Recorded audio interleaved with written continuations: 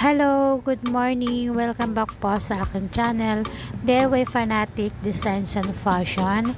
So, maganda pong araw ngayon. So, panibagong feature po tayo para sa panibagong share po ng kaalaman tungkol po sa halaman na bird's nest, asplenium ferns or Pakpak Lawin or Pugad Lawin kung tawagin. Ngayon po i-feature po natin kung paano po tayo mag-repots at kung paano po natin to alagaan, at then i-share ko na rin po yung ibang klase po ng varieties about po sa halaman na ito.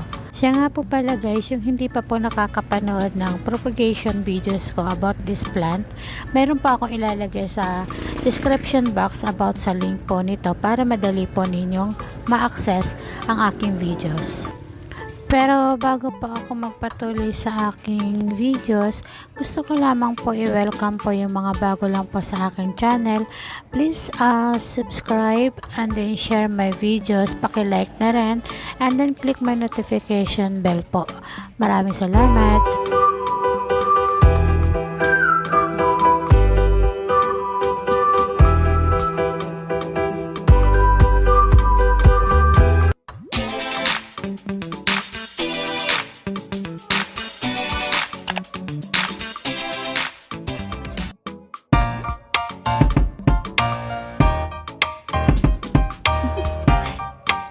Do you wanna know?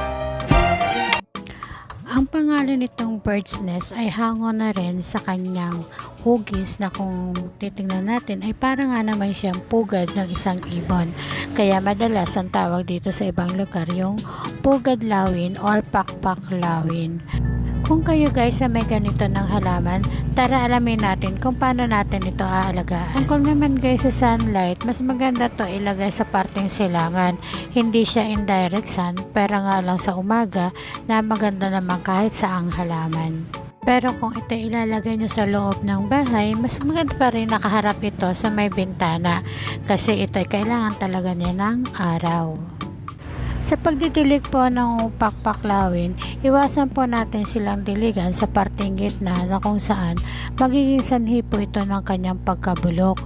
Huwag natin po silang i-overwater since na hindi naman siya kailangan diligan na araw-araw.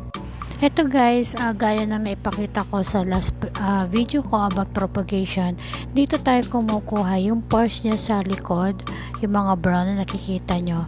Ito yung isang way para ma-reproduce natin itong mga halaman na Pakpak Lawin na bird's nest. Gaya po na sabi ko, nasa description box po ang link kung paano natin i-propagate ang halaman na ito. At gaya guys sa pinakikita ko dito sa screen ninyo, medyo nakaangat po yung mga halaman para mas maganda ang kanyang drainage. About sa repotting guys, ito pakikita ko ng actual kung paano ko niripat ang isa kong halaman.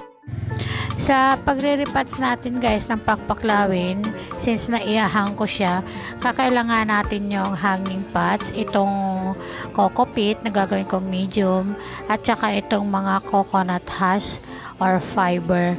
So bali ito kasi ang ilalagay natin, lalo na yung coco pit, wala akong ilalagay na medium na as in soil, so ang gagawin ko na lang yung coco pit.